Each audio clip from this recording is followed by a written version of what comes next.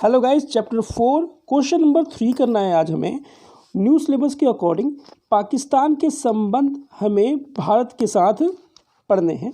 और पहले आप लोगों को बता दूं कि सेशन 2020-2021 के अंदर पेपर तो आपका 110% होगा ही, मगर जिस तरीके से होता था वैसे नहीं होगा।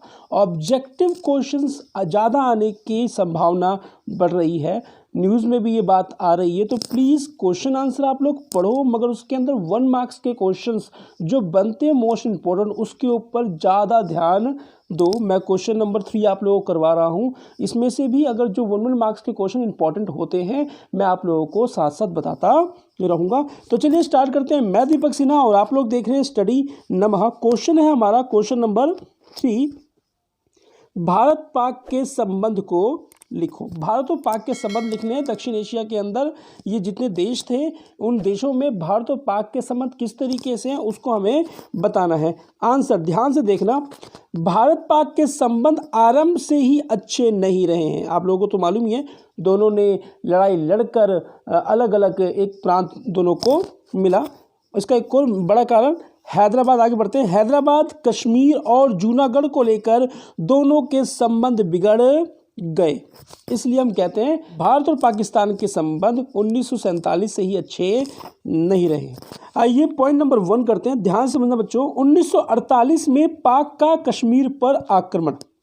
1948 में पाक का कश्मीर पर आक्रमण एक्सप्लेन करेंगे। 1948 में पाक ने कश्मीर पर आक्रमण करके 1/3 भाग कश्मीर पर कब्जा कर लिया। कितना? 1/3।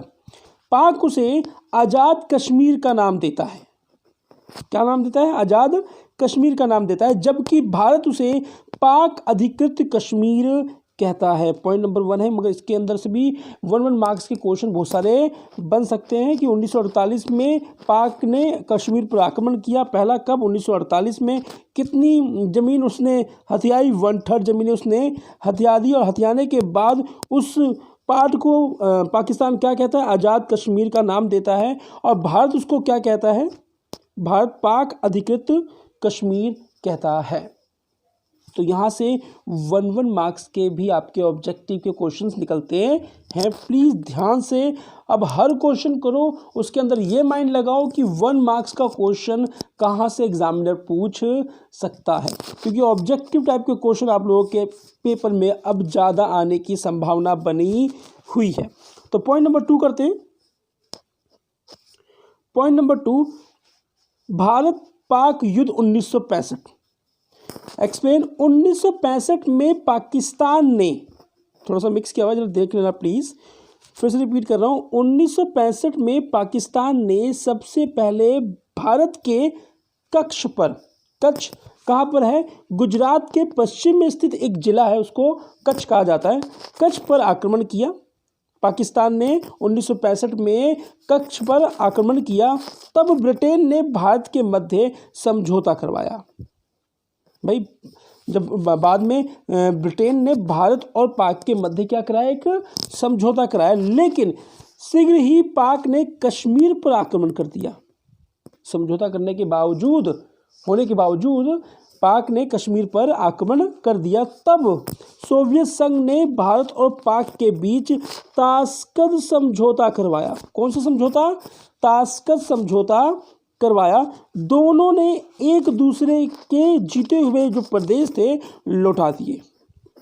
एक दूसरे के जो भी पाकिस्तान ने हिंदुस्तान की जितनी ज़मीनें जीती थी वो लौटा दी, और भारत ने पाकिस्तान के जितने प्रदेश जीते थे वो वापस कर दिए। आगे बढ़ते हैं। और इस समझौते में प्लीज़ थोड़ा सा ध्यान से समझना, ठीक है?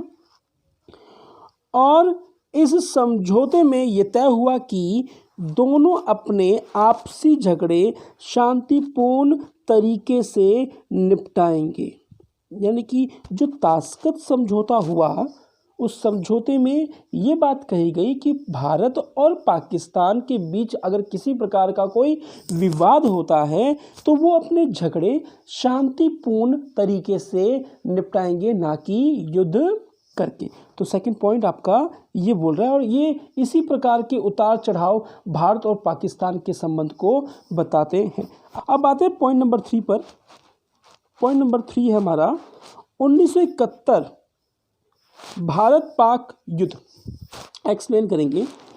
पाक के सैनिक याहिया खान ने, जो पाक के सैनिक याहिया खान ने पूर्वी पाकिस्तान की जनता की मांगों को नहीं माना। ध्यान से यहाँ तक पहले बात को समझ लो, ये पैराग्राफ थोड़ा लंबा है थर्ड, तो इसको ध्यान से समझ लो। फिर से रिपीट कर रहा हूँ, पाक के सैनिक याहिया खान, देखो सैनिक याहिया खान इसलिए कहा गया क्योंकि पाकिस्तान के अंदर जो उनकी राजनीतिक प्रणाली है कभी लोकतांत्रिक रही या कभी तानाशाही रही, तो वहाँ पर ज़्यादा दबदबा अगर देखा जाए तो तानाशाही सरकार का होता है, सैनिक सरकार का होता है। तो इसलिए कहा जा रहा है कि पाक के सैनिक कौन, याहिया खान ने पूर्वी पाकिस्तान की जनता की मांगों को नहीं माना। अब पूर्वी पाकिस्तान क्या, पूर्वी पाकिस्तान जो आधुनिक आज के समय में जो बांग्लादेश है वही उस टाइम पूर्वी पाकिस्तान था।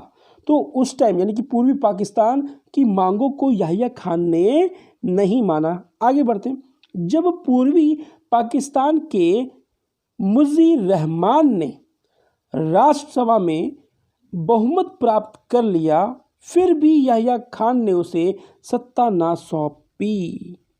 भाई मुजीर रहमान ने जब राज्यसभा में अपना बहुमत हासिल कर दिया, तब भी पश्चिमी पाकिस्तान यानी कि आज का जो पाकिस्तान है उस पाकिस्तान ने उनको सत्ता नहीं सौंपी। आगे बढ़ते, मुजीब रहमान ने पूर्वी पाक को बांग्लादेश नामक एक स्वतंत्र देश घोषित कर दिया, एक स्वतंत्र देश घोषित कर दिया कि पूर्वी पाकिस्तान नहीं, ये एक बांग्लादेश नामक एक देश होगा, जिससे पश्चिमी पूर्वी पाक में लड़ाई शुरू हो गई। यानी कि देखो फिर से क्या कह रहा है, पश्चिमी और पूर्वी पाक यानी कि पश्चिमी यानी कि आज का आधुनिक पाकिस्तान और ये पूर्वी यानी कि आज का जो आधुनिक बांग्लादेश, इन दोनों के बीच में क्या युद्ध होना स्टार्ट हो गया। ठीक है, यहाँ तक समझ गए, शुरू हो गई। भारत ने पूर्वी पाक का समर्थन किया यानी कि बांग्लादेश जो आज का बांग्लादेश है उसका समर्थन किया, जिससे पश्चिमी पाक ने भारत पर आक्रमण कर दिया, क्योंकि पश्चिमी पाकिस्तान यानी कि आधुनिक पाकिस्तान इसको ये लगा कि भारत हमारे बीच में दखल अंदाजी कर रहा है, जिसके कारण पश्चिमी पाक यानी कि आज का पाकिस्तान, देखो बार बार रिपीट कर रहा हूँ, बार बार शब्द को बोल रहा हूँ कि आपके जहन में बात उतरे कि पश्चिमी पाक की बात कर रहा हूँ यानी कि पाकिस्तान की बात हो रही है, पूर्वी पाकिस्तान की बात बोल रहा हूँ तो यानी कि आज के आधुनिक बांग्लादेश की बात हो रही है। आगे बढ़ते, और शीघ्र ही पश्चिमी पाक की सेना ने भारत के सामने हथियार डाल दिए। जब पश्चिमी पाक ने भारत पर आक्रमण किया तो भारत को जवाब तो देना ही था। भारत ने जब जवाब दिया तो पश्चिमी पाक की सेना ने जल्द ही भारत के सामने हथियार डाल दिए। तत्पश्चात शिमला समझौता हुआ। कौन सा समझौता? शिमला समझौता। अब यहाँ से भी 1 मार्क्स का बनता है कि शिमला समझौता का क्या अर्थ है और ये कब हुआ और किनके बीच हुआ। देखो 3 क्वेश्चन बन गया अगर देखा जाए तो प्लीज़ नोट्स बनाना स्टार्ट कर दो। 1 मार्क्स के जो भी क्वेश्चंस आप लोगों को पढ़ते वक्त ऐसा लगते हैं कि ये इंपॉर्टेंट है, उसको एक नोट्स अच्छे से बनाना स्टार्ट कर दो। मैं रिपीट कर रहा हूँ बार बार इस बात को कि ऑब्जेक्टिव क्वेश्चन आप लोगों के ज़्यादा आएंगे पेपर में। आगे बढ़ते हैं, और बांग्लादेश नामक एक नए देश का निर्माण हुआ। अगर देखा जाए तो बांग्लादेश अस्तित्व किसके कारण आया? भारत के कारण आया। भारत ने पश्चिमी पाकिस्तान यानी कि पाकिस्तान के साथ लड़ाई करी और पूर्वी पाकिस्तान यानी बांग्लादेश का समर्थन किया। तो आज भविष्य में हम जिस बांग्लादेश की बात करते हैं वो 1971 में आज़ाद जो हुआ, 1971 में एक नया देश बना। किसके कारण बना? भारत के कारण बना। तो ये पॉइंट नंबर 3 था। तो हम कह सकते हैं पॉइंट नंबर 3 के अंदर भी भारत और पाकिस्तान के संबंध कुछ अटपटे ही थे। पॉइंट नंबर 4 पे आते हैं। पॉइंट नंबर 4, परमाणु प्रशिक्षण। भारत ने 1998 में परमाणु प्रशिक्षण किया। देखो 1 मार्क्स का यहाँ से भी एक पॉइंट बन गया, जिससे भारत पाक के संबंध बिगड़ गए, वो तो बिगड़ नहीं था अगर देखा जाए तो। पाक का सबसे बड़ा दुश्मन कौन? भारत है, तो उसके संबंध हमारे साथ मधुर किसी कीमत पे नहीं हो सकते। पॉइंट नंबर 5, कारगिल युद्ध 1999 में पाक समर्थक आतंकवादियों ने, हम यूं भी कह सकते हैं जिनको पाकिस्तान पालता है, जिन आतंकवादियों को पाकिस्तान पालता है, उन आतंकवादियों ने भारत में घुसपैठ की, जिसका भारत ने मुंहतोड़ जवाब दिया और पाकिस्तान का घिनौना चेहरा पूरी दुनिया के सामने आया। पॉइंट नंबर 6, भारतीय संसद पर हमला 13 दिसंबर 2001 को पाक समर्थक आतंकवादियों ने भारत की संसद पर हमला किया।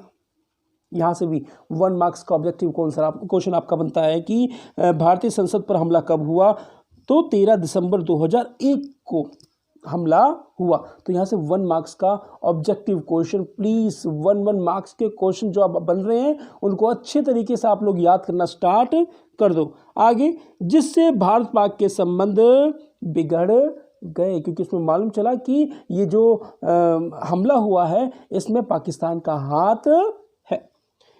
एंड लास्ट पॉइंट होगा मेरे ख्याल से, नहीं, पॉइंट नंबर 7, भारत में आतंकवादी गतिविधियों को बढ़ाना। भारत में आतंकवादी गतिविधियों को बढ़ाना। एक्सप्लेन, पाकिस्तान चोरी छुपे भारत में हिंसा को बढ़ावा दे रहा है।